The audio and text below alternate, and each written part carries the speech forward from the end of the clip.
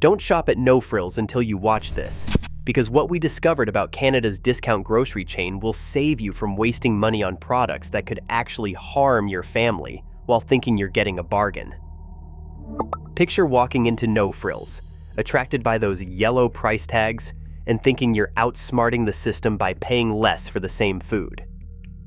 You grab their President's Choice products, trust their no-name brand as honest budget shopping, and feel good about stretching your grocery budget, but you are actually falling into carefully designed traps that make you spend more while getting less.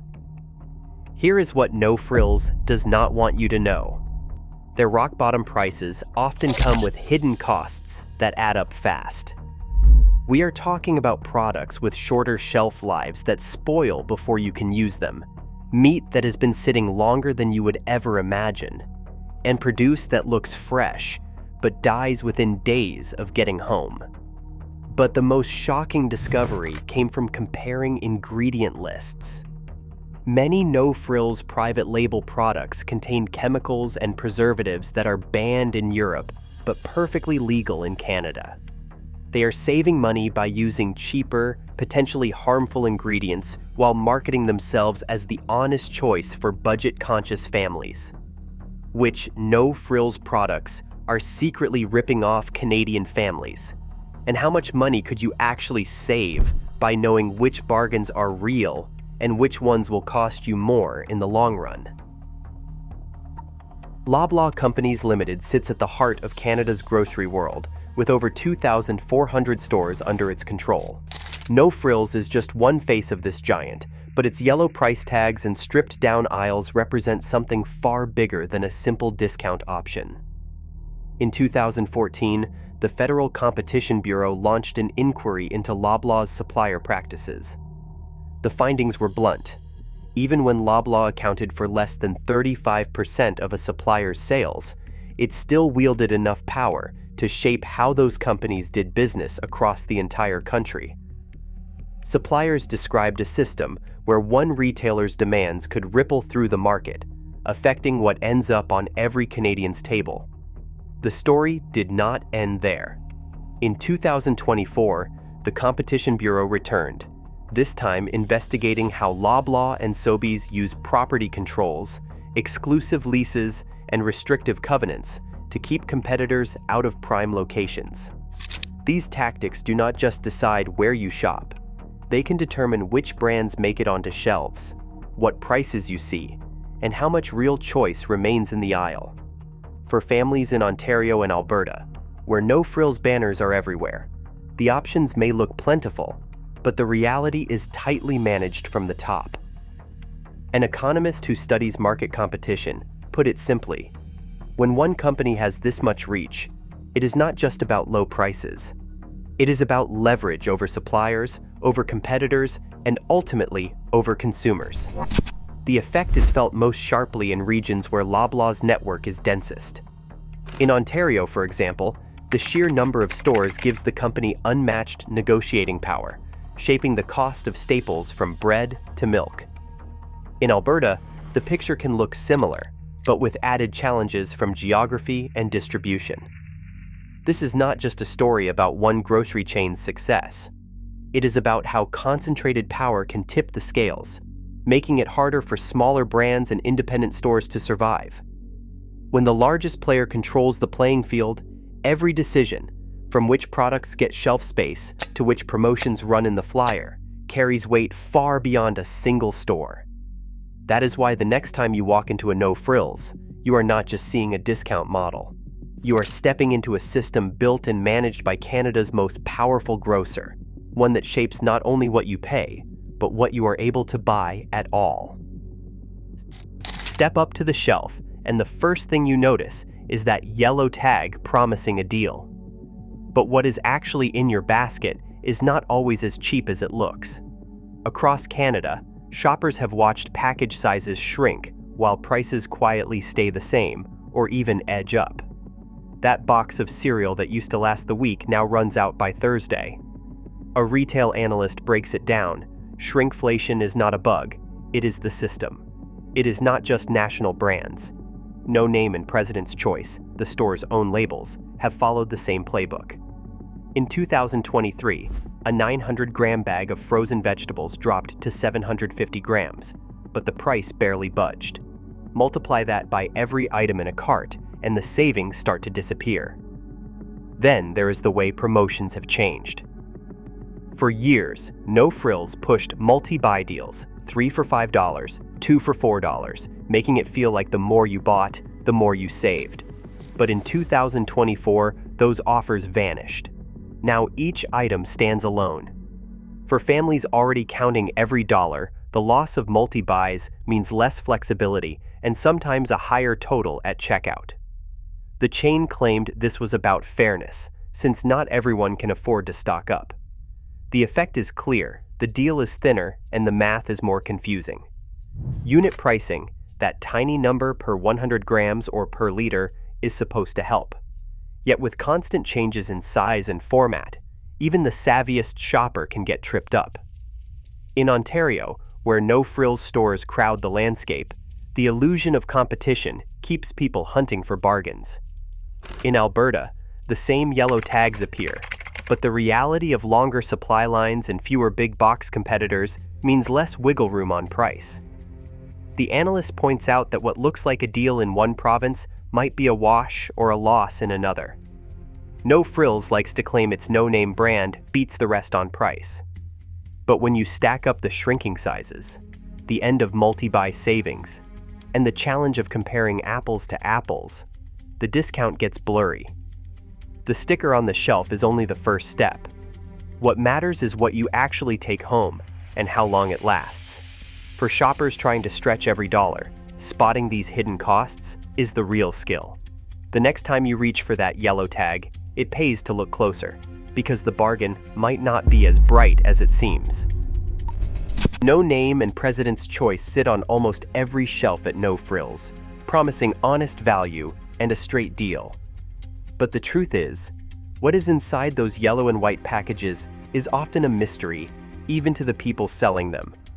The secret is not just in the recipe, it is in who actually makes the food you are putting in your cart. Most shoppers assume No Name is a Loblaw product, made in a Loblaw factory. In reality, nearly every No Name or President's Choice item is produced by outside companies, sometimes the very same factories that make national brands, sometimes not. The names of those manufacturers are almost never disclosed. Even the store managers do not know who is behind the label. A former No Frills manager from Southern Ontario described it this way: "We would get a truckload of no-name pasta one week, and the next week the packaging would be the same, but the noodles looked and tasted a little different. If a customer asked who made it, all I could say was, 'It comes from head office.' That was the end of it. This secrecy is not an accident. It is a strategy." Private label brands like No Name and President's Choice are the most profitable items in the store. Industry data shows that while national brands might bring in a few cents on the dollar, store brands can double or even triple those margins. By keeping suppliers anonymous, Loblaw can switch manufacturers at any time, chasing the lowest price, changing recipes, or even sourcing from overseas without telling shoppers. If a supplier gets too expensive or a batch does not meet the cost target, Loblaw can quietly move to the next bidder. The packaging stays the same, but what is inside can shift overnight. This is why ingredient lists sometimes change without warning, and why 2 bags of the same no-name chips might taste different from month to month. It is also why some products contain additives or preservatives that would not appear in a national brand, or that are banned in other countries. The profit motive behind the secrecy is clear. The less you know, the more flexibility Loblaw has to squeeze costs and boost margins. For shoppers, that means trusting a brand that rarely tells you who is actually behind the food you eat. The next time you pick up a No Name or President's Choice product, remember, what is on the outside is only half the story. In Ontario, a family of 5 sits down to dinner, expecting their groceries to last the week. Their fridge is stocked with no-name chicken, bagged salad, and strawberries, all picked up from the No Frills down the street. 3 days later, the strawberries have collapsed into mush, the salad edges are brown, and the chicken, still within its best before date, gives off a sour smell. Meanwhile, in Calgary, another family tries the same shop. Their experience is even shorter-lived. By the second day, the berries are watery, and the pre-cut lettuce wilts before it even makes it to the plate. Both families kept receipts and took photos, watching as their savings disappeared with every spoiled item. The difference isn't just bad luck, it is built into the system. Ontario's dense web of distribution centers means groceries travel shorter distances, hitting store shelves faster. In Alberta, products often spend extra days on trucks, crossing the prairies from warehouses in Ontario or British Columbia. Cold chain logistics are supposed to keep food at the right temperature, but every hour spent in transit chips away at freshness. A supply chain expert explains that even brief temperature spikes during loading or delays at distribution centers can shave days off a product's usable life, especially for delicate produce and fresh meat. The numbers tell the story. A bagged salad packed on Monday in Ontario might reach a Toronto No Frills by Wednesday, with nearly a full week left before the best before date. That same salad routed to Calgary could arrive Friday or even Saturday, already halfway through its shelf life. For Alberta shoppers, the risk of buying food that spoils before it is eaten is simply higher. The family's logs show that over a month, they threw out nearly twice as much produce in Alberta as in Ontario, despite buying the same brands on the same day. No Frills' promise of value stretches thin when the hidden cost is wasted food. The sticker price does not show what is lost along the way: time, money, and the real chance to feed your family well. For Canadians outside the major distribution hubs, the bargain often comes with a shorter clock. And when the food goes bad before you are ready, the deal on the shelf turns into disappointment at home. Don't shop at No Frills until you watch this, because what we discovered about Canada's discount grocery chain will save you from wasting money on products that could actually harm your family while thinking you're getting a bargain. Frozen seafood at No Frills promises unbeatable value, but the story behind those bags of shrimp and boxes of fish sticks is far more complicated and troubling than most shoppers realize. In 2023, the Outlaw Ocean Project released a sweeping investigation into the global seafood trade. The report uncovered evidence that some products sold in Canadian grocery stores were linked to forced labor and harsh, exploitative conditions on distant water fishing fleets, especially those based in China. Loblaw, the parent company of No Frills, was among the retailers named in the report. The investigation traced the supply chain from factory ships in the South China Sea, where workers described violence, debt bondage, and months without pay, all the way to North American freezer aisles. When pressed, Loblaw pointed to its supplier code of conduct, which says it prohibits forced labor and child labor and sets out expectations for safe working conditions. The company stated that it takes such allegations seriously and is reviewing the findings, emphasizing that its suppliers must comply with the code and all relevant laws. At the same time, Loblaw confirmed that it uses third-party audits and risk assessments for higher-risk categories like seafood, and promised to investigate any credible complaints. Yet the Outlaw Ocean findings revealed just how hard it is for even the largest retailers to guarantee clean hands in a supply chain that stretches across continents and oceans. Despite these policies, Loblaw has not published a detailed public rebuttal or disclosed any supplier terminations in response to the Outlaw Ocean investigation. For shoppers scanning the freezer aisle, the yellow tag may signal savings, but it cannot reveal what is hidden in the journey from the open sea to the checkout lane.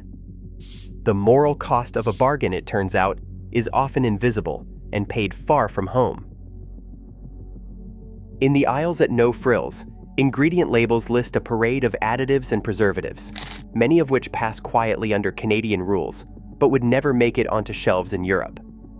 The difference comes down to how each region writes the law. In the European Union, the precautionary principle guides food safety. If there is credible evidence that an additive could cause harm, regulators ban it outright until it is proven safe. That is why substances like potassium bromate, used to strengthen bread dough, and titanium dioxide, once common in candies and frostings, are now forbidden in all European Union foods.